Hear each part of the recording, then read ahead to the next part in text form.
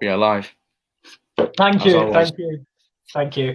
I was waiting for you to do the typical click the button. We're live. There we go. And we are live. This is the NFL Corner, episode 15. We are making our way slowly but surely towards the NFL season beginning, but also towards the end of our division previews. Obviously, we were halfway there last week, and we're now on to the South, and then we will continue to the West in a few weeks' time. It is the NFC South today. It is the Falcons, the Panthers, the Saints, and the team that has made the most, arguably, changed the most this offseason. It's the Tampa Bay Buccaneers. Before we get going, we'd usually talk about some news, but as the season's a bit slower, there isn't really many. But I don't know if you have seen, we'll speak on Tampa Bay for 2 minutes, Will. Tom Brady was out with his teammates training the other day.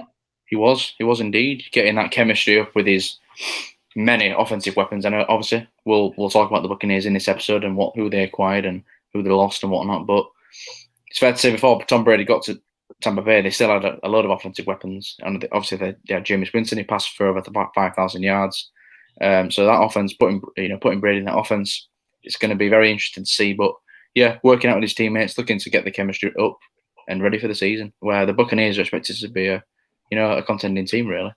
Yeah, and obviously a lot was made on Twitter of is it Brian Jensen, the Tampa Bay Buccaneers center? Yep. Tom Brady told him about how to prevent arse sweat, which is nice.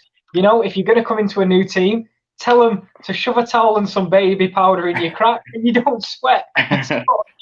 So that's as much news as we've gathered during. There is one more piece of news actually that it's more of a rumor, but apparently the Jets. Yeah. They if they are going to trade Jamal Adams, their asking price apparently is a first rounder and a third rounder. That's what it's looking like at the moment. Which last October it was actually 2 firsts and a second apparently, or a first and 2 seconds. It's now dropped to a first and a third. So maybe we might see Jamal Adams trade rumors ramping up in the next few weeks, or maybe mid-season when we get to the trade deadline. Maybe if the Jets are still doing rubbish. And then maybe maybe they've got 2 wins under the belt. Maybe they look to field calls with other teams to try and trade Jamal Adams and acquire extra picks. But yeah, that's pretty much it for the news. When you said that, I thought you was going to mention the old Rooney Rule being tinkered with a little bit throughout the leagues. We've seen various reports of the way the league wants to edit the Rooney Rule. Yeah, implement more minority coaches into the league. We'll probably get onto this when the rule is finalised, because at the moment they're just talking about what they could/can't do. So there was rumours that if you hire a minority coach, you get compensatory picks. However, it's also changed to if you breed a minority coach and he becomes maybe like an assistant or one of your coordinators, and then he moves to a different team to get an upgrade, you get compensatory picks because you bred that talent and you helped that person progress in their career, which to me sounds like the smarter option. I think that's a much better one. If you generate the talent yourself and you've made the coach what he is, he then moves on and you get compensatory picks. That makes more sense. Yeah, definitely. It definitely makes much more sense. But from what I heard, apparently that's been rejected. You know, the hiring minority head coach or GMs and getting draft compensation, apparently that's been rejected by the NFL owners. So we might not see that come into effect anyway. I think the main name, really, if a minority coordinator, for example, is going to get hired, it's probably the Chiefs' offensive coordinator, Eric Bieniemy, who was slated to get a head coaching job this offseason. Didn't happen, unfortunately for him. But he still gets to work with Patrick Mahomes and Andy Reid, so I don't think he's too disappointed. But yeah, he's still out there. Maybe he gets hired as a head coach next offseason, but so far he's not been given that chance. And there was also one talk about changing one more rule. It was the onside kick rule. Apparently, changing that if a team wants to, instead of taking an onside kick, they start from their 20-yard line at something like that, 4th and 15, and they get one chance to convert it. And if they do, well, they get to keep the ball. But if they don't, obviously the team takes over from their 30 or 20-yard line. Mahomes was very happy about this. What do you think about this? Because I'm going to admit, I know Mahomes is happy about it. I'm actually quite disappointed with it because I think it takes the role of special teams a bit more out.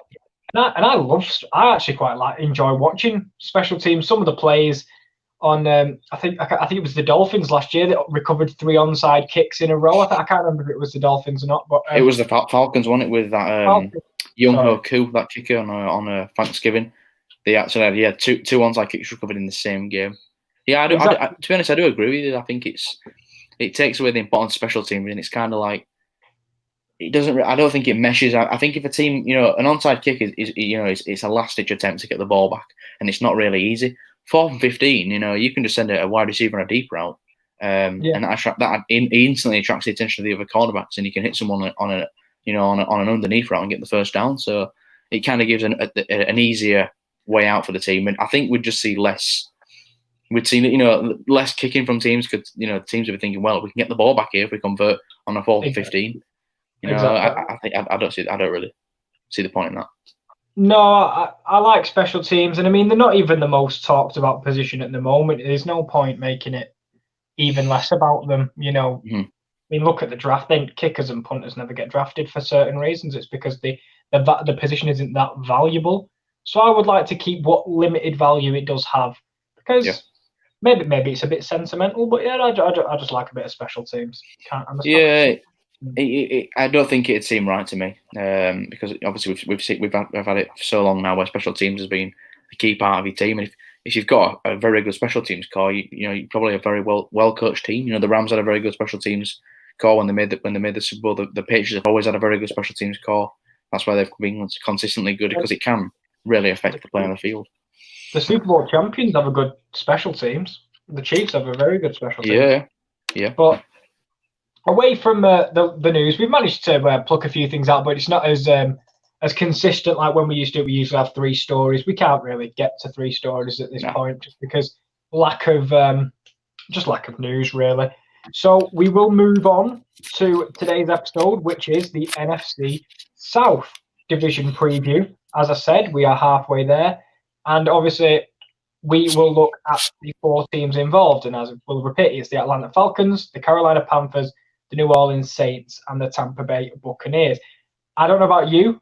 I think the 2 Wests are the best divisions, but the NFC South might have the best storyline going into this year. Yeah, it's got a lot of interesting teams, and it's fair to say that each team definitely got their own path going into the season. The Saints have always been up there contending. They've kept Drew Brees around for another year. But we'll go more in depth in these teams throughout the episode. But it's definitely looking like a very interesting division now with what went on in the offseason and the moves that were made. But without further ado, we'll move on to the first team in this division preview, and that is the Atlanta Falcons, who finished last season with a 7-9 record, and they missed the playoffs. I think it's for the second straight year now they missed the playoffs. So another disappointing season for them, really. They had a terrible start, but they finished very strong, and that's why they got up to 7 wins in total. In free agency, they signed them. Well, their main acquisition was Dante Fowler Jr., the defensive end from the Los Angeles Rams. They signed into a 3-year, $48 million contract, so he gets to play opposite Takis McKinley. They also upgraded Jarrett on that defensive line. So they've upgraded defensive end there. He had 11.5 sacks last season for Dante Fowler, so he gets a nice deal there, and the Falcons get a nice pass rusher. They signed former Rams running back Todd Gurley, another Ram. Yeah, he was released after they released him one day before his guaranteed money was going to come into effect. So they kind of finessed Todd Gurley there, really, the Rams. But the Falcons got him on a 1-year, $6 million contract, which in my opinion is a very good deal because it's low risk. It could be high reward. Last season he was coming off that knee injury. This season, he's had time, to get himself back into speed. And maybe we see a brand new Todd Gurley. Maybe not. I'm not expecting big things from him just because of that knee injury. Can be very, it's something that can't be overlooked. It can definitely impact his play. We saw it last season how it impacted his play. But the Falcons, they released Devontae. Well, they lost Devontae for him in free agency. He's still not signed with the team. But Todd Gurley, they get their replacement in him. And he's also from Georgia as well. So he's gone back to his hometown. And good luck to Todd Gurley. And they also traded for Ravens tight end Hayden Hurst, who was a first-round pick in 2018. They gave up a 2020 second-round pick and fifth-round pick to acquire him. They signed and re-signed another 3 players to smaller deals. But the notable losses, they lost some pretty big players. They lost Austin Hooper, now the highest-paid tight end in the league, went to the Cleveland Browns and with Baker Mayfield. They lost Desmond Trufant, who they actually released Desmond Trufant, but he signed a 2-year deal with the Detroit Lions. And they also lost Vic Beasley, who was he had a breakout year when they made the Super Bowl. think he had about 14.5 sacks that year, maybe 15.5 sacks. Since then, he was, fell off a little bit, wasn't as consistent, but he's still on his day, can be a very good blitzer off the edge. So he's gone to the Tennessee Titans on a 1-year deal. And with their first round pick, they drafted AJ Terrell, the cornerback out of Clemson. He was picked 16th overall. I think they also drafted Marlon Davidson, the defensive end / defensive tackle from Auburn, in the second round. So overall, what did you think of the Falcons offseason, Kieran? I actually think it was all right. For a lot of it was, I think, similar to, I think I've spoke on the Vikings before, it was replacing what they've lost. So obviously, they lose an end, they pick up an end. They lose a tight end, they pick up a tight end. They lost a corner, they took a corner. So it's very much like for like. And the Atlanta Falcons, for me, could very much be a dark horse because Matt Ryan is a very good quarterback. Might not always get the credit he deserves. I think he's a great quarterback. But when you're in this division, there's not a lack of great quarterbacks. So for me, I think Atlanta Falcons may be lost in the shuffle this year in this division, and that could aid them because a lot of people are under the radar on Atlanta. And I mean, Todd Gurley was Offensive Player of the Year 2 years ago. He won Offensive Rookie of the Year and he won Offensive Player of the Year when they made the Super Bowl. So if you get that version of Todd Gurley, then what a steal for the Falcons. And for 1 year, $6 million, it's not really risking anything, considering, if he gets injured, then you just don't re-sign him because obviously we know he's got a history of injuries. Well, I say history, it was just last season, really. And you didn't see the best of him, so he'd be looking to rebound. But overall, I think they had a under the radar off season, in my opinion. Yeah, I probably agree with you. And it's the Falcons. When they made that Super Bowl, they surprised everybody. And since then, they've just kind of struggled to. They've been in a bit of a hangover. They've struggled to get back to the heights that they once were at. But when you look at the team, they've still got some very good players. They've obviously got Julio Jones, who's arguably the best wide receiver in the entire league. Still got Calvin Ridley opposite him as well. The offensive line is still pretty decent. They've still got Alex Mack at center, who's been solid for them since they signed him from the Browns quite a while ago now. But he's been good for them. I think the thing is with the Falcons, it's just making sure their defense is healthy because when their defense is healthy, it's still very good because they have Keanu Neal, they have Ricardo Allen, and they have Deion Jones. They all suffered bad injuries the last 2 years, and they've struggled to stay on the field. And those, their two starting safeties and their starting middle linebacker, that can make a massive difference to that defense if they are healthy. And I think it's just about getting pass rush on the opposition passer because Vic Beasley, who they lost to the Titans, was inconsistent for them, and he was a trade candidate before the trade deadline. Now they get Dante Fowler in, maybe he can be more of that consistent pass rusher for them, opposite of Takkarist McKinley, who they declined his 5th-year option, so he will be a free agent next year, which means he's in a contract year, so he might be more up for it. He wants to get paid. He needs to prove in his contract year that he can be a consistent player. But yeah, I think with the Falcons, it's just about staying healthy, protecting Matt Ryan, and giving him the time to hit his weapons because he's still got a very, very good offense. And I think this is the year where Dan Quinn really is coaching for his job. I think if the Falcons have another season like last season, like 7-9, missing the playoffs, I think it's the end of the road for Dan Quinn as head coach of the Atlanta Falcons. I do kind of agree with you. I think I definitely do. It's a little bit like I think maybe Matt Patricia in Detroit. I think that might be him playing for his coaching for his job, should I say? But we'll look at the draft for a minute. AJ Terrell at 16, slight reach. I personally say. I think personally it was a little bit of a reach, and then obviously in the second round they took Marlon Davidson. They took the center in the third round, which I cannot remember the name of. It's something Hennessy, but I don't remember what it is. Matt Hennessy. Matt Hennessy, yeah. So for me, the Atlanta Falcons didn't have a brilliant draft, but they got what they needed, I'd say, and a little bit of a depth. Honestly, I know this sounds like really bad opinion, but I don't know what to think of the Atlanta Falcons in this division this year. I'm really, I don't know. It's a tough one, but with that 7-9 record, they're probably going to have a bit of an easier schedule with the way they finished, with the position they finished in the division. But I think they finished second maybe on the tiebreak with the Buccaneers, so they still might have I say they might have an easy schedule. They might not. They might still have a pretty tough schedule. But the Very NFC, well.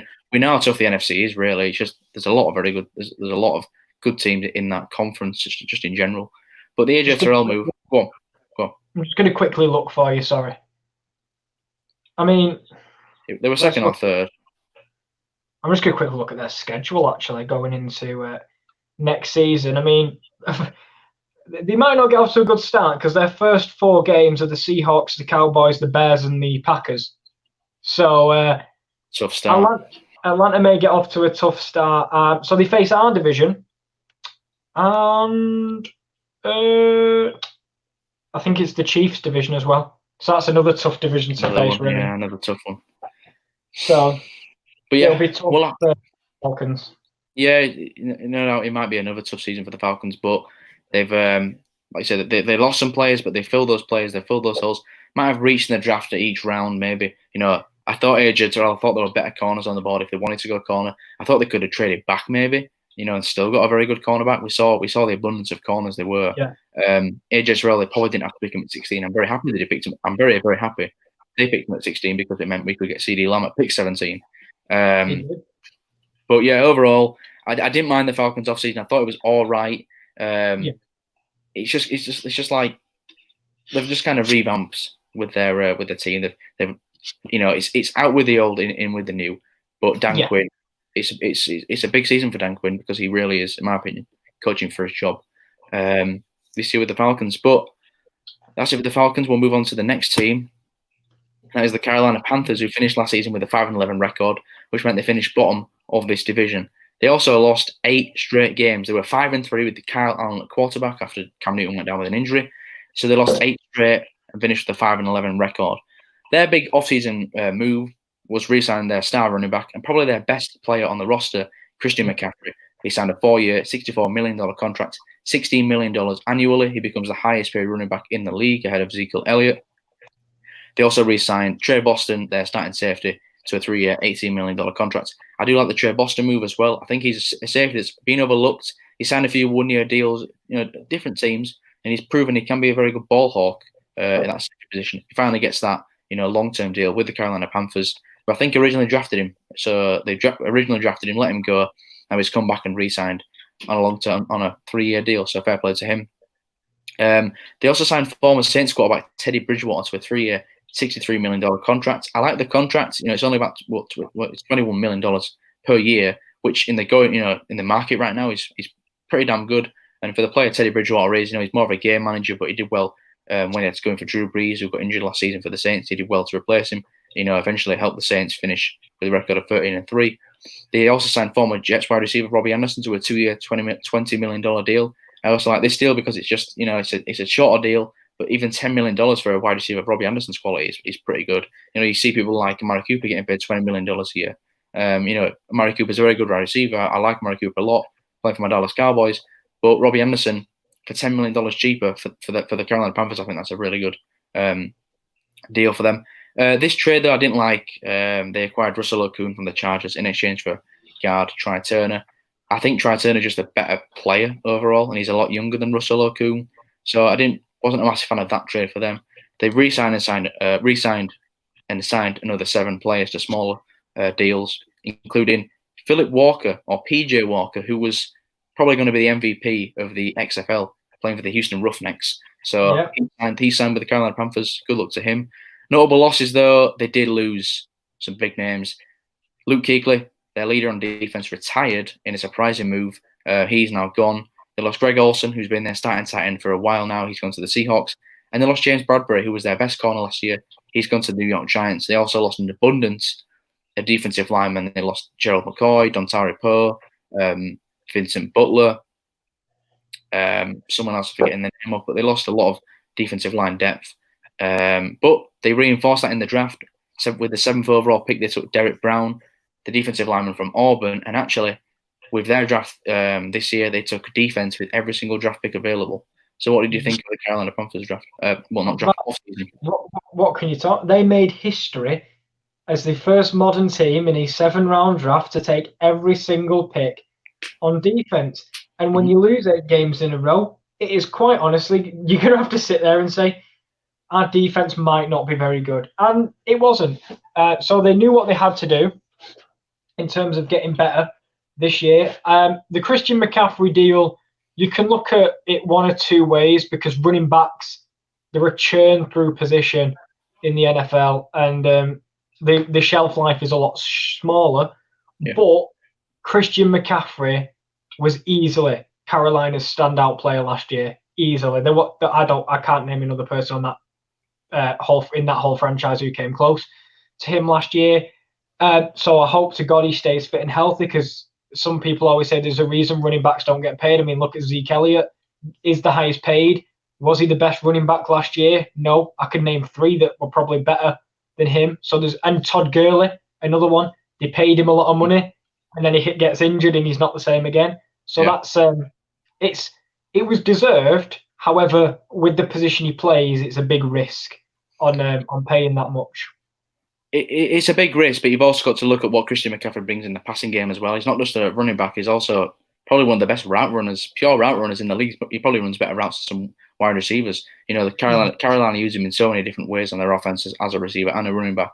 I think what it brings to the offense, if you let Christian McCaffrey walk, I mean, that shows that the franchise has no ambition, because you literally let your team MVP walk away. Yeah, it can be. It's always a risk for any running back. We know that, but Christian McCaffrey's never shown in the past that he's been injury prone. He's stayed healthy. He's stayed healthy pretty much throughout his NFL career. So you've got to be optimistic and think, well, he's never been injured before. Let's hope he can stay durable and help contribute to the team like he did last year. You know, I think he had some scrimmages over 2,000 in total, maybe. It was close to that. If it wasn't 2,000, it was very close to that. Hopefully, he brings the same production for them. Well, they'll be hoping after paying him $16 million annually. Yeah. What do you think of the Teddy Bridgewater signing? Do you think? I like it. Yeah, I like it. Because I'll tell you why. It's because for the money in the quarterback market, it isn't actually that bad in terms of how much they're paying, really. And Teddy Bridgewater, for me, deserved a starting job in the NFL. Last year, the Saints proved how important it is to have a great backup quarterback. Because if they didn't have Teddy Bridgewater, I know they had Taysom Hill. He's a completely different quarterback to Teddy Bridgewater.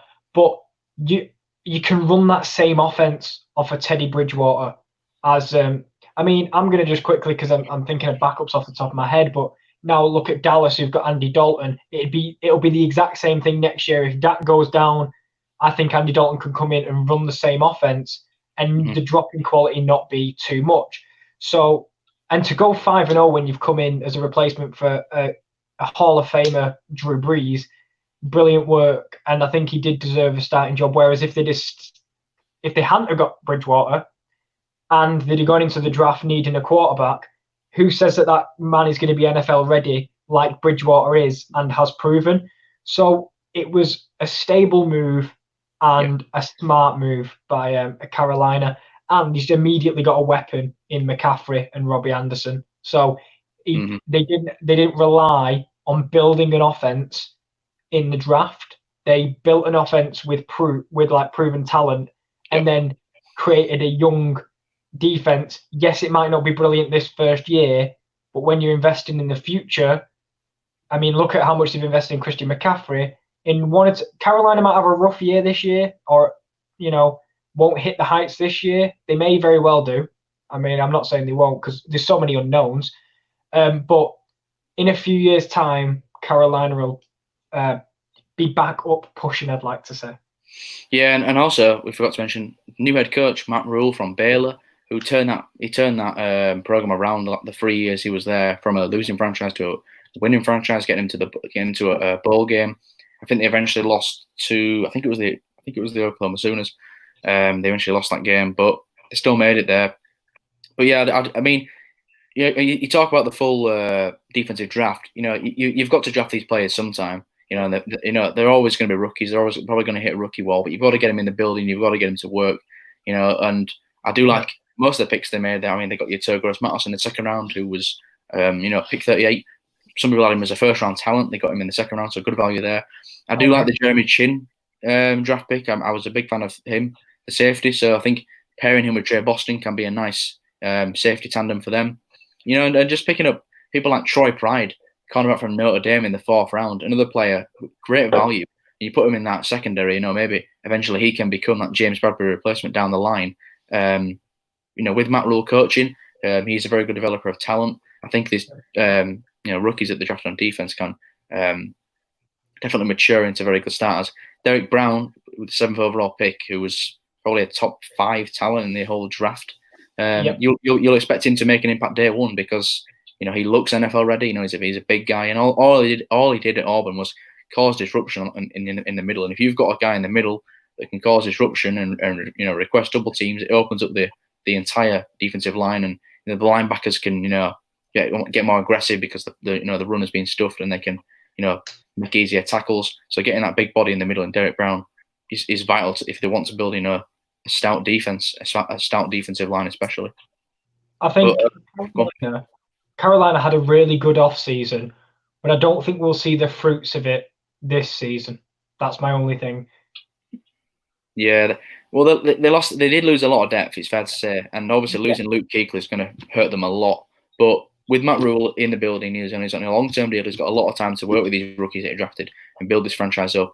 It's definitely a positive step forward for the Carolina Panthers because I think we can both agree, on paper, they're probably a better team than they were last season. It's just about developing those defensive players that they drafted, and maybe down the road they become a much better team, and hopefully rebuild back to the Super Bowl where they got in 2015 and lost to the Broncos.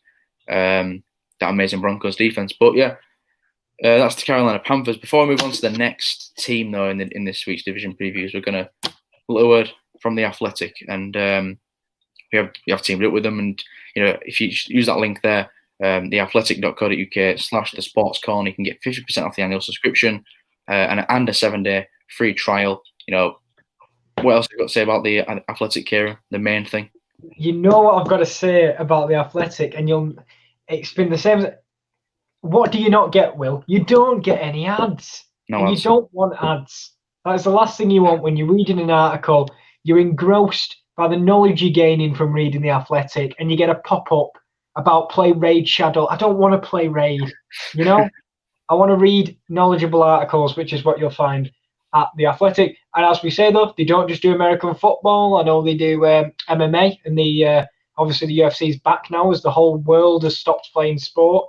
And Bundesliga's back as well. So if you want to read about football as well, tune in to the link below and go to the Athletic and sign up for the Athletic. Yeah, sign up to the Athletic. It's definitely the number one source of information for, like Kieran said, for any sport. It's not just NFL. It's any sport you want to read about. It's on the Athletic. Use the link below. 50% off. 7-day free trial. You can't go wrong. Join the Athletic today. Move on to the next team in the division previews, and that is the New Orleans Saints. I know Kieran, he likes to talk about the Saints because his Vikings usually beat them in the playoffs. It's fair to say these last few seasons. I was about to say, if you ask me about what they're going to do next year, they'll probably win the division, come up against the Vikings, and in the wildcard round and lose, because that's just what happens. Just what happens, and as you can see there, they finished last season with a 13-3 record, lost in the wildcard round to Kirk Cousins. They were at home in that game. They were favoured by many. I mean, I don't even think Kieran gave his team a chance in that game. Whoa, hey, I tell you, there was always a chance, but I'll be honest, even I was doubting the old Kirk Cousins and Minnesota. But we're not here to talk about us and the fact we beat them. Go on, I'll let you carry on. Yeah, so in overall, finishing 13-3 and getting kicked out of the playoffs straight away, it's a very disappointing season for the New Orleans Saints, especially when you look at this roster and how much talent they've got. In the offseason, they re-signed their franchise quarterback Drew Brees to a 2-year, $50 million contract. It's probably the last contract they'll probably give to Drew Brees. He is knocking on a bit now, getting a bit older, but he is still here and he's still ready to go. They also re-signed their offensive lineman Andres Pete, 5 years, $57.5 million contract extension for him. So he'll be there on the offensive line for many years to come now. Same second name as me, maybe a long lost brother. If he is, send me some of that money, Andres. But yeah, I've been asking Robbie Lawler for years. Honestly. No reply. No reply. Absolutely ghosted. But yeah, we'll move on from that. But in the offseason, like we said, they've re-signed Drew Brees, but they also made some nice signings, I thought. They signed former Eagles safety Malcolm Jenkins, 4-year, $32 million contract. I like this contract a lot. He's an experienced veteran. You know, he's going to be a leader instantly in that defense. And, you know, he makes tackles, he makes plays on the ball. Really nice signing there for the Saints. They also signed former wide receiver from the 49ers, Emmanuel Sanders, for 2 years, $16 million. Again, it's a cheap deal. And you know what you're getting with Emmanuel Sanders. He's getting a hard worker, you're getting a route runner, and you're getting a vertical threat. You guy that can stretch the field, got a lot of speed, and it's definitely needed on this Saints offense to pair with Michael Thomas, who's pretty much the complete opposite of Emmanuel Sanders. They also re-signed their defensive lineman David Onyemata to a 3-year, $27 million contract. No, this was a surprise to many people because people didn't think they would have the money to re-sign Onyemata, and they thought he'd get a bigger deal elsewhere. But he returns that Saints defense and he keeps that defensive line intact. So the Saints were very happy they kept Onyemata on a 3-year deal. They signed and re-signed under the 6 players, including giving, Taysom Hill a first-round tender or second-round tender, but he's still on the roster. Notable losses, however, include Teddy Bridgewater, who we just mentioned, went to the Carolina Panthers. Von Bell, who went to the Cincinnati Bengals on a 3-year deal, and Larry Warford, who they released. He's still on the market, but he's a very, he's a seasoned veteran offensive lineman. You know what you're getting with Larry Warford. You're getting a very good offensive guard. He's no longer on the team. However, in the draft, in the first round, they took Cesar Ruiz, the center from Michigan, with a 24th overall pick. He can also play guard, so he can instantly come in and replace Larry Warford, or he can play him as a new center on the offensive line. And I mean, we'll mention more about the Saints draft in just a minute. But Kieran, what were your thoughts on the Saints offseason? I think another really a good offseason. I've got to admit, for me, the Saints have been Super Bowl ready for so many years. Yet, they've been Super Bowl. Yeah, I'm going to stick with my point. They're Super Bowl ready. They've been Super Bowl ready in 2019. They were Super Bowl ready in 2018. They were Super Bowl ready in 2017. You know, they have always been good enough, and they've always been in the conversation, and that's due to great management and just a really well-run franchise. Drew Brees gets his final contract. I'm going to say his final contract, and he stays for another. Can't go wrong. It will be his final contract. You can't go wrong. I know he's not as good maybe as he once was. Maybe his arm's not quite what it once was, but still, in terms of quarterbacks, he's top 10 easily in the NFL. And so all rests on him again. I love the off-season free agency moves they made. I love Malcolm Jenkins. I think that's a really good deal. I love the Emmanuel Sanders deal because you do want that complementary to Michael Thomas. You know, if they're double teaming Michael Thomas, that frees up space for Emmanuel Sanders. As you said, the Onyemata deal, it was more about what people expected of it. Right? Like, for example, we all expected him to go somewhere else. They get that done. And in terms of the draft, they don't need much improvement. Let's be honest. They are a brilliant, brilliant, brilliant franchise. They signed Cesar Ruiz, who I think he'll probably be their starting center, I'd say, maybe, in his first year. Even if he's not a center, he'll be starting on the offensive line somewhere. Yeah. If that's guard or center. And obviously, in the third round, they jumped up and got Zach Bourne, who should have gone before the third round. So, for me, the Saints won on every bit of the board. And it just added the fuel to the fire of how good this battle will be for the division this year, because the Saints are just getting better. They are. And when you look at a team that's 13-3, it's very hard to improve a team that was 13-3, but they definitely improved. You can't argue with that. I mean, like I said, they got the complementary piece to Michael Thomas. They lost Hedkin Jr., who was a vertical threat for them, but they replaced him with Emmanuel Sanders. They also got Adam Troutman in the draft, the tight end, who they traded up for in the 4th round. They didn't have many picks, but it's not a team that needs loads of picks. You know, they are ready to compete. They traded up, and they just got players that can can instantly make a difference on that team. And Adam Troutman, the rookie tight end, could probably be a nice combination with their current tight end, Jared Cook, who is also a very good receiving tight end. So that could be a nice 2 tight end combo for them. Just adds another weapon to the offense for Drew Brees. This team is stacked from in every single position on the field. It's just about, can they finally produce in the playoffs with Sean Payton? Because if they fail again this season, questions have got to be asked of the Saints, because it's very, very hard to get a team as good as they've got and and not win. They've not even at least been to the conference championship games. I mean, they got to the conference championship game and lost at home to the Rams, but they were leading that game for the majority. of the game, and they just what happened? What on earth happened? Well, one thing I do want to, I'll defend them because it went in our favour, but how they haven't made it in the last 3 years has been an absolute travesty. I'm sorry. Last year they should have done it. They were at home. Pass interference. No, it wasn't. But they can argue. Maybe it was. They can argue it wasn't. But, it was pass interference. They got robbed. But no, it wasn't. It's a missed call. It was a missed call. No, I'm not a Saints fan. No. Oh no. Are you on about the Vikings game? I'll get to you in a minute. Oh yeah. Wait, I'll get to you. Are you on about the Vikings game? I was. Yeah. Do you remember? I was on about the Rams game when Nicole Roby-Coleman took out the wide receiver. That's my next one. I was going to say. So you've got that one last year where you can say pass interference with Kyle Rudolph. It wasn't. That wasn't. No. But then the Rams one. Oh, I'm completely on with you. How that was a missed call, I've got no idea. And then, so let's be fair. Unlucky last year. Robbed the year before, and then a miracle happened the year before that, which no one could have foreseen. So the Saints, Lady Luck needs to turn the way of Sean Payton and the New Orleans Saints. Hopefully not at the expense of my team as we usually face them, but they've been so close.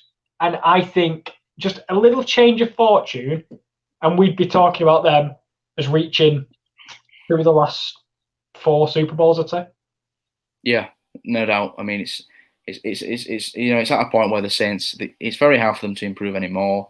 And like you said, they got hit by the Minnesota Miracle by Stephon Diggs. They would have been facing the Eagles, who had Nick Foles starting for them, and Nick Foles was on fire at that point. But maybe that game the Saints did handle him and go to the Super Bowl and face the Patriots. But no, they can't defend a last-minute Hail Mary, even though they've got 2 men around Stephon Diggs. He managed to wriggle free, a missed tackle, and he runs in for the touchdown. But yeah, you would think this is finally the year where the Saints, they finally get a bit of luck on their side and finally make it to a Super Bowl. They haven't been to one since Drew Brees won it against Peyton Manning in the Indianapolis Colts in 2010.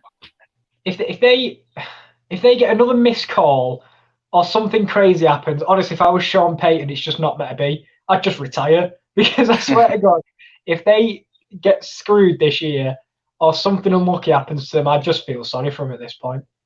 Yeah, well, Sean Payton's here for the long run. He signed a long-term deal last off-season, so he's still going to be here. But if you're telling me that a pass interference call gets missed in the championship game in the last 10 seconds, that's it. I'd be throwing my playbook. I'd be out the door, because that'd be 4 years straight in which the Saints will be screwed. But I fancy the Saints' chances this year. I think they've built a really, really good core, and they've got depth as well. However, Will, unless there is a whole slide coming up, which I've got a feeling there isn't, because you've missed a signing. Well, talking about that signing, I've not actually missed that signing, and we all know the GOAT, Jameis Winston, was a free agent this season because the Buccaneers decided to let him go for some guy called Tom Brady. And I don't know if you know him or not, but actually Jameis Winston, there he is, signed a 1-year deal with the New Orleans Saints, and he is on the roster with Drew Brees and Taysom Hill in the quarterback room. There he is, he's looking absolutely chuffed. He got $1.1 million for 1 year, but we'll see what Jameis can do. He's faded himself into the slide. He's absolutely finessed it into the depth room. Look at him. And now he's got new eyes and a new shoulder. It's the moment we've all been waiting for. Jameis has found a team before Cam Newton. So who's Cam Newton? He's no Jameis Winston.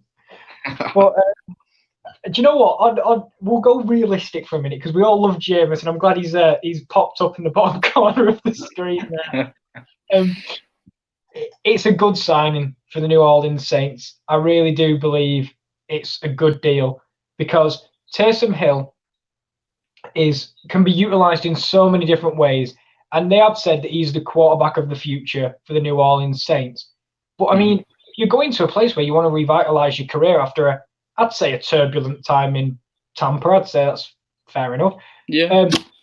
If you go in and do a Bridgewater, you go, Breeze gets down, you go 4-0. I mean, look at the deal Bridgewater just got. You're a starter he's a starter in Carolina. Jameis will take inspiration from that, and he can run the base offense that a Taysom Hill would have to. They'd have to change the playbook. I mean, even if you wanted to have, because let's be fair, when the Saints played the Vikings, they had a lot of 2 quarterback plays. You know, they had Taysom Hill and Drew Brees on the field.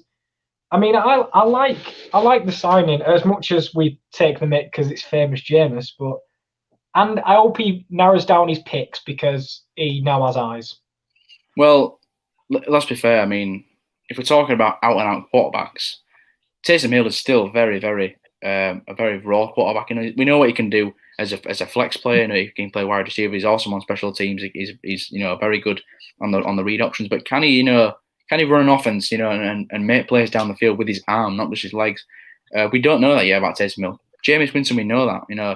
I know we talk about the 30 interceptions he had, but look on the bright side. He had 33 passing touchdowns, 5,000 passing yards. He's shown he can put the ball downfield, make the deep passes. Yeah, he takes a lot of risks, but maybe that's just his play style. He may be just a gunslinger.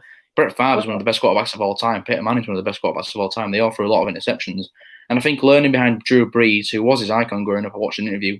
He was absolutely in awe of Drew Brees when he was younger. That's what he looked up to. He's now on the same team as him. I think that's going to give him a lot of confidence, and hopefully it works out for him. And like you say, hopefully he takes inspiration from Teddy Bridgewater. Gets that break and shows what he can do on a well-run team. Also, I know he had Mike Evans and Chris Godwin, but Bruce Arians' style, he literally, to his words, was risk it for a biscuit. Sean Payton is the complete opposite of risking it for a biscuit. He is gain short yardage. We don't always need to go Hail Mary downfield and gain 15, 20 yards. He might, throw 6-yard slant route to Michael Thomas, who will no get on the end of it. So I think you will see an adaptation if Jameis does get on the field this year. I think Sean Payton will just go, no risking it. Look for the wide receivers in either Emmanuel Sanders or Michael Thomas. I will create a play where they will run a route and you will hit them. They will be, there will be, I think, if he reaches the field, which I hope he does, not that I hope Brees gets injured, I just hope he reaches the field, you'll see a very different style from Jameis. It's a different style of offense compared to a Bruce Arians. It is complete, like I say, it's the complete opposite. And, Jameis is still quite young. He was a former first round pick, former first overall pick. We know the talent's there. It's just getting the most out of it. It's just maybe he just fits the same scheme, fits right in and does really, really well when he gets the chance. But yeah, I think that's all we have to say on Jameis Winston. We've talked a while, but he did pop up, which I was glad to see his smiling face in the bottom there. And I know Kieran was definitely worrying a lot when we didn't mention anything about Jameis, but he got his mention and he's finally on a roster, and hopefully he can. Maybe next season we'll talk about Jameis Winston getting a big contract deal from somebody. But we'll move on to go on. I'm sticking with the bet. 5 years. In the next 5 years, he's going to be an MVP. In the next 5 years, Jameis is an MVP. Well, we we do joke about him having a new shoulder and new eyes, but it is true. The guy, he couldn't see. Now he can see, and he's got 2 shoulders. These are legitimate, reasons why it could be better. He did an interview with Rich Eisen where he said he was in Costa or Starbucks and he saw a gnat. Do you know how small gnats are? He saw a gnat, and he'd never seen a gnat with his old eyes. And I tell you what, he can be on the next Specsavers ad if he gets MVP. Show one of his interceptions from Tampa, and then show him lifting the Lombardi Trophy. And go, should have gone to Specsavers. No. You know what? It won't surprise me if he dropped the Lombardi Trophy. Lombardi Trophy, the opposition picks it off.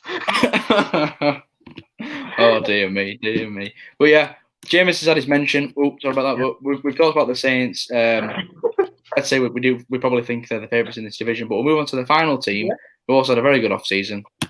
And that is the Tampa Bay Buccaneers. They finished last season with a 7-9 record and missed the playoffs. They placed the franchise tag on defensive end Shaquille Barrett, who led the league in sacks. I think he had about 19.5. So he sticks around on the franchise tag. They also re-signed another defensive end, Jason Pierre-Paul. He signed on a 2-year $27 million contract, and they also re-signed another defensive lineman, Ndamukong Suh. He signed on a 1 year, $8 million contract. So they're keeping that defensive line intact and ready to go for next season. The main move from the Tampa Bay Buccaneers, probably the main move in the entire NFL this season, was Tom Brady leaving the Patriots after 20 years. He signed a 2 year, $50 million contract with the Tampa Bay Buccaneers. The contract is fully guaranteed, so he's going to get $50 million guaranteed, and it includes a no-trade clause. So even if the Buccaneers try and trade him, Brady can waive that no-trade clause and say, I ain't going nowhere. But, it's a 2 year deal. Why would the Buccaneers trade him anyway? It's probably his last team and last chance to try and get another Lombardi trophy. Not like he's already got, 5-6 rings anyway. So I don't think Tom Brady's coming. He wants a new challenge, fair play to him, and he's gone to the Tampa Bay Buccaneers to work Bruce Arians. They also traded a 2021 fourth-round pick to the Patriots in exchange for tight end Rob Gronkowski. So Brady gets his old weapon there, and just bolsters this Tampa Bay offense, even more. I mean, it's amazing to me though how the Patriots managed to get a fourth-round pick for a WWE wrestler in Rob Gronkowski. So fair play to the Patriots to get into him for him. Champion. WWE champion, yeah, exactly. He still holds the 24/7 champion. He's currently walking around with it. To be fair, they did say, before we move on, they did say like next season, if they're celebrating a touchdown, and in runs a WWE wrestler and pins Gronkowski so he can have the championship and then runs off. It makes for a lot of interesting celebrations. There you go. I don't know. It does indeed. And the Buccaneers have got an array of really good tight ends. They've got OJ Howard, Rob Gronkowski, Cameron Bray. You would probably think that one of those is probably going to get traded away. But for now, the Buccaneers have got them all on their roster. And that offense is absolutely stacked with the wide receivers and the tight ends they've got. Even the running backs and that offensive line improving. They signed and re-signed another 4 players. The notable losses were Jameis Winston, who we just mentioned, who was their starting quarterback last season. They also lost Peyton Barber, who's a solid running back.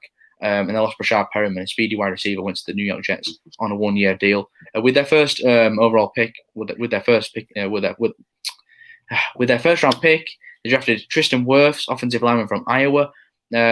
Offensive lineman, it was where everybody thought the Buccaneers were going to go in the first round. Protect your new franchise quarterback in Tom Brady.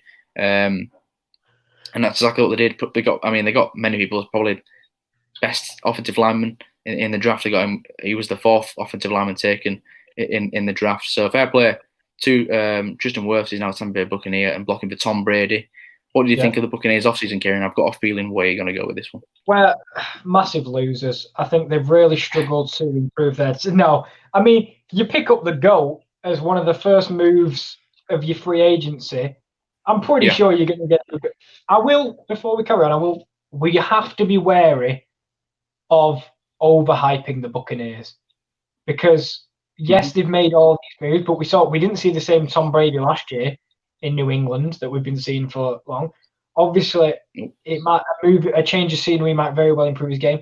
Gronkowski's been out for a whole year. He didn't play last year.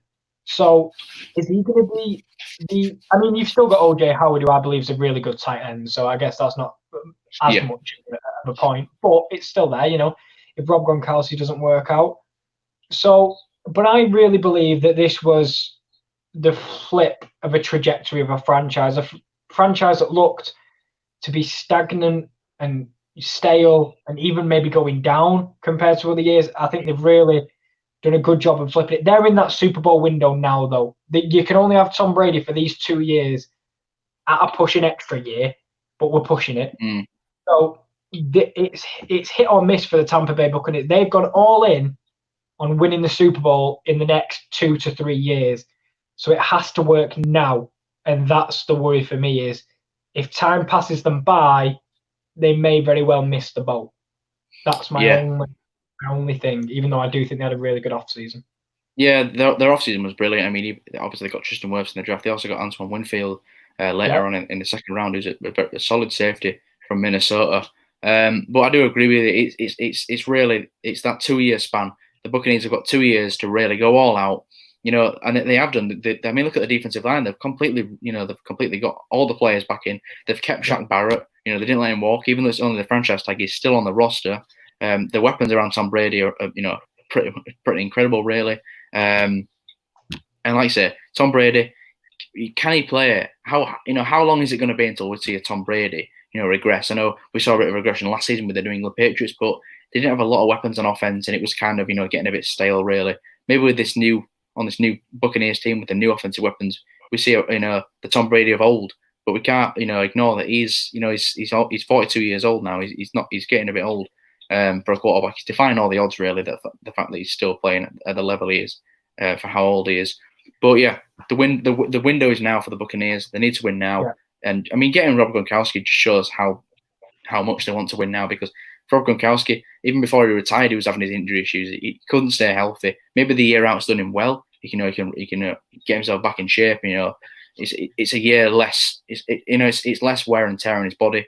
If he'd have played last season, he would have been even more injured than he is now. So, fair play, Rob Gronkowski. He feels like he's in better shape. Apparently, I was listening to an interview. Rob Gronkowski said he's lost. He lost a bit of weight when he retired, but he's put on more muscle now. So he said he's going to come back into the league and make an instant impact straight away. For the Buccaneers' sake, they'll be hoping that. But yeah, it is really these 2 years for the Buccaneers. Can they get the job done? Can they win Super Bowls? But this division is still very, very tough. And the team was 7-9 last year. The team wasn't very, very good. And we know Tom Brady's a great quarterback, but can he flip the team from 7-9 mediocrity to that contender straight away? We'll have to wait and see. As much as I love Jameis, though, you take them 30 interceptions and maybe narrow it even just to maybe 10, and that team would probably win a lot more games than the record suggests. But they've got a lot of tough matchups this year, as we've already said. They'll be playing Drew Brees. They've got to play Kirk Cousins. They've got to play Matt Ryan. I think they've got to play Patrick Mahomes. So there's a lot of good quarterback matchups for Tampa. But, I mean, even in the draft, I think they had a really good offseason in terms of free agency, but I do think they had a really good draft as well. You got Tristan Wirfs, Antoine Winfield Jr., you get Tyler Johnson from Minnesota. He'll be a good wide receiver 3, wide receiver 4 for the coming years. If Godwin or Evans goes down, Johnson will come in and do an okay job, as we've already mentioned, OJ Howard, but they didn't get him in the draft, obviously. But I think he can be really good in these coming years. And also, Keyshawn Vaughn to replace Peyton Barber, because you've done with, as we mentioned about running backs, you can churn through running backs and get decent production from the one you get, unless you think he's like a Saquon Barkley, Derrick Henry, McCaffrey, Elliott, Cook. I'll put Cook in there. But I mean, if you bring in Keyshawn Vaughn, I think he will do all right with you. Maybe something in kind of a Marlon Mack role. He's a good running back, and I think he could reach that. I think Marlon Mack gets a bit too much credit. My apologies, but I think Keyshawn Vaughn could get numbers like that in his first year if they choose to go with him. So overall, I think the Tampa Bay Buccaneers maybe the best off season out of everyone in the league. I still put them second, but they're up there. And Tristan Wirfs to protect your 40-year-old quarterback. And Will's Wi-Fi has crapped the bed. So I will just waffle about Tampa Bay. What I didn't mention while talking about Tampa Bay was Shaq Barrett and Jason Pierre-Paul.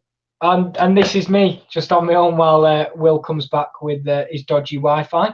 We'll talk about Shaq Barrett and Jason Pierre-Paul, a pair of edge rushers that know they can be disruptive. They've proven themselves in the NFL, and to get them back, as Will mentioned, one of them's on the franchise tag, but sort out your cap space and maybe get them permanent. I think we're back. It did. Did I lag out? Did I disappear then? You did, but I waffled about Shaq Barrett and Pierre-Paul for a little while, so you can come back and tell your thing, because I just said Tristan Wirfs.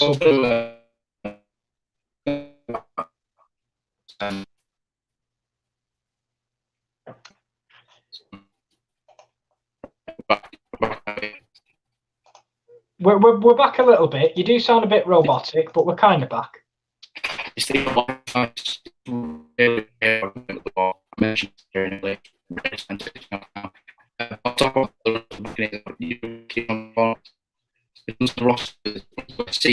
A few years ago in the second round, and Tom Brady, we saw it when he was with the Patriots. He likes to use the running backs in the passing game. He likes to dump the short passes off to the running backs and get the yards through. So I think we could see Ronald Jones Jr. and Keyshawn Vaughn have big roles in this Tampa Bay offense, just because Tom Brady likes to use running backs out the backfield. But apart from that, I think we've covered pretty much everything. Yeah, I was going to say, before your Wi-Fi has a heart attack, we should probably pick up and get out, I think. It's very annoying though. That you Yeah, can't hold up. it happens, but we'll obviously go to what we usually end these videos with, which is predicting where we think the division will end up come January. Well, we hope the season's on anyway. Yeah, I think it will. I do think it will. Will it be with fans? Probably not, but it's a shame. Who knows with America? We just don't know, do we? No, I think Trump said he wants fans in the stands by that time. But we'll start with who we think will finish bottom of the NFC South. My selection is the Carolina Panthers. I do think they will finish bottom of the division. And as I said, I think we'll wait to see the fruits of them come. I think it won't be a bad division by any means. I think, by the way, I know some of our records won't match up from past videos because I don't think I've got anyone being really horrific like the Bengals last year. There will be a team that's that horrific, but we'll get to them. I don't want to go Carolina Panthers 1-15 because I don't think that. The team that we think could be this season Bengals could be in next week's episode. Yes, I think we're talking about the exact same team. I think they've got. I'm going to give them the same as last year. I'm going to go the same as last year. I do think they got better, but it's a lot of youth on that defensive side of the ball, and I think we won't see that really come to fruition until a couple of years' time. I actually like where the franchise is moving, hopefully with Matt Rule. So I wouldn't be annoyed if I was a Panthers fan if this year underwhelming or not quite where you obviously want to be as a franchise. But I do think I'll stick with 5-11 for the Panthers. Do you want me to go through my 4 and then you go 3 or 4, or do you want to go 4? 4. Do you want me to say my 4 now? Do you think will be bottom of the division? Well, I do agree. I do think it will be the Carolina Panthers, except I've got them winning 7 games. I think they'll finish 7-9. The reason for it is because they won 5 games with Kyle Allen at quarterback. The guy had 19 touchdowns, 17 interceptions. They were 5-3 at one point and they lost 8 straight. I think with Teddy Bridgewater, he's just such a more stable quarterback and is more of a game manager, but he's not going to turn the ball over. He's not going to make silly mistakes. I think you still win. I think they still go 7-9. I think they still improve. They still miss the playoffs, but they do improve 7-9. I think, but it still ends up finishing bottom in the NFC South. Maybe I was harsh. I might give them 6, maybe 6-10. But as you said, I think they will finish bottom of the division. Yeah. But in a couple of years' time, hopefully not. So then we'll go with 3rd. I think we've both probably got the Atlanta Falcons, I'm presuming. Yeah. And I've got them going 8-8. I've got them 8. Yeah. I agree. 8-8. They're not a bad. They're not going to be a bad team this year. They'll just be a middle of the road. I wouldn't be surprised if they surprise a lot of people. That doesn't make sense, does it? I wouldn't be surprised. Yeah, sure. I wouldn't be surprised if they surprise a lot of people. But with this division specifically, I just struggle to see them. And to be fair, we forgot the teams they're facing. We could see Carolina finish lower, but not because they're a bad team. It's just they're facing a lot of good teams. Yeah. Just the way the divisions have landed. So yeah, I'll go 8-8 for Atlanta. Yeah, I agree. I think it's 8-8 for Atlanta again. 500 season. It's just inconsistency with Atlanta. Really, can they stay healthy? Is the big question. And what we've seen from the past couple of years is they can't stay healthy. And I know it's always harsh to go off previous years, but you can only go off the trends that are there. I think Dan Quinn is coaching for his job, but Matt Ryan's getting older. Julio Jones is a year older. We know Julio Jones is a top tier wide receiver, but you need some help. You need to start. Obviously, they got Hayden Hurst, like we mentioned. They've still got Calvin Ridley, and I think this offense can really be contingent on how good Todd Gurley is, because we just don't know what shape he's going to be in.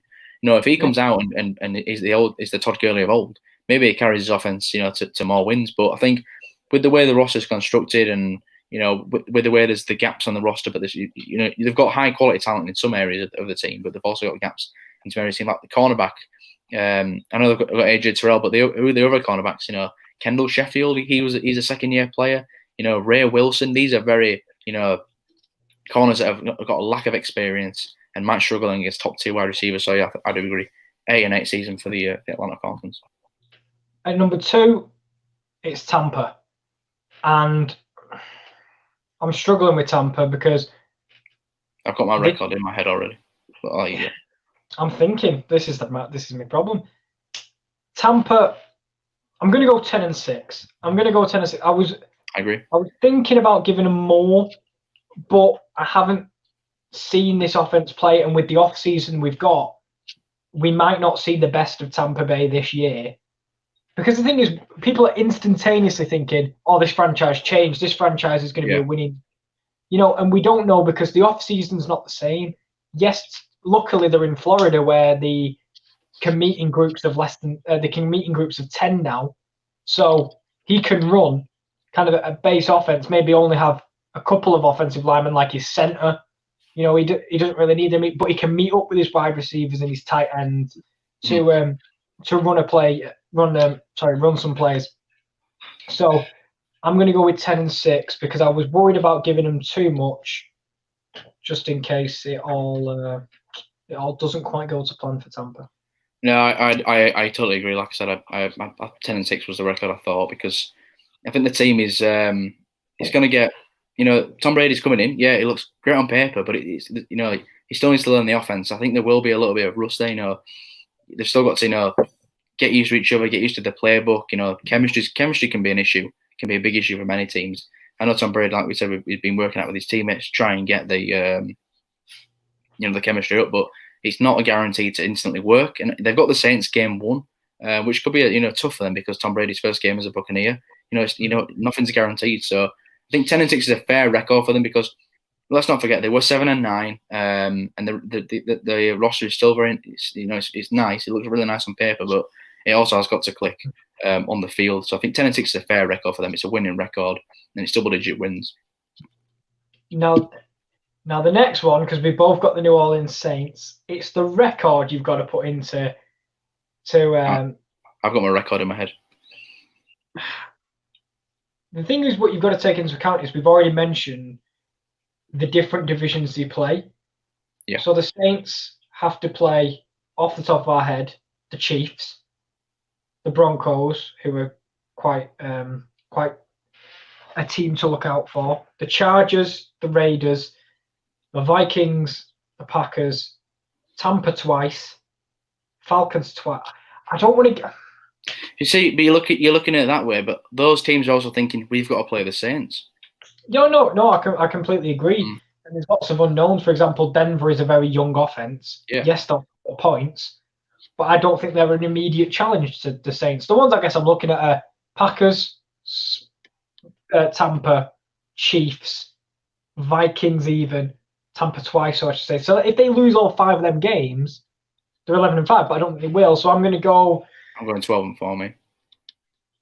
See, I was thinking to give them 13-3, the same as last year, which is probably what I'm going to stick with. Do you know what? I was even tempted, honest to God, to go 14-2 because that's how good I believe this team is. Yeah. In the regular season, they've always showed up. Yeah. And we have to face the Chiefs, though, as well. So they're the Super Bowl champions. I'll go, do you know what? 13-3. I'll stick with 13-3. Fair enough. We both have the teams in the same position in each division, just varying records. Obviously, the Falcons and the Bucs have got them as the same record, but we both got the Saints winning the NFC South. But yeah, the Saints, they're playing tough teams, but they're also a very good team themselves. They've shown that they can win big games in the regular season. In the playoffs, it's been a different story the last few seasons.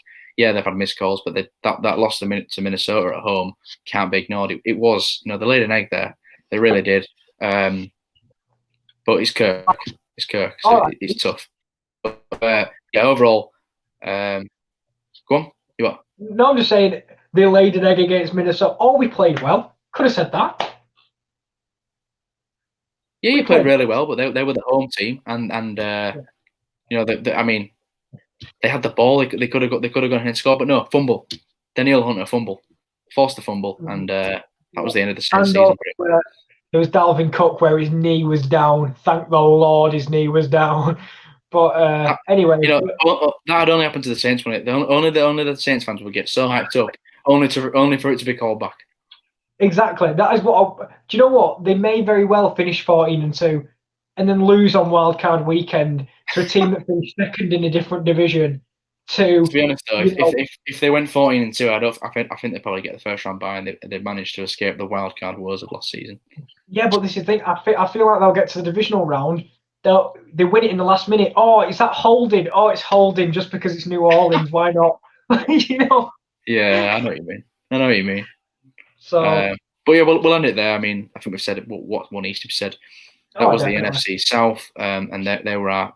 I mean, I had the Saints 12-4, the Bucks 10-6, Falcons 8-8, Panthers 7-9, and Kieran had 13-3, 10-6, 8-8, and 5-11. I think. 11, yeah.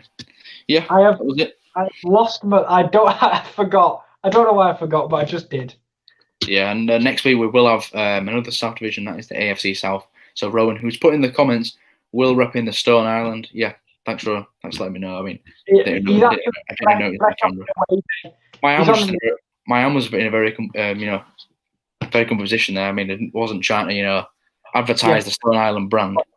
You're a football hooligan, Will. Not getting paid. I'm not getting paid to advertise Stone Island.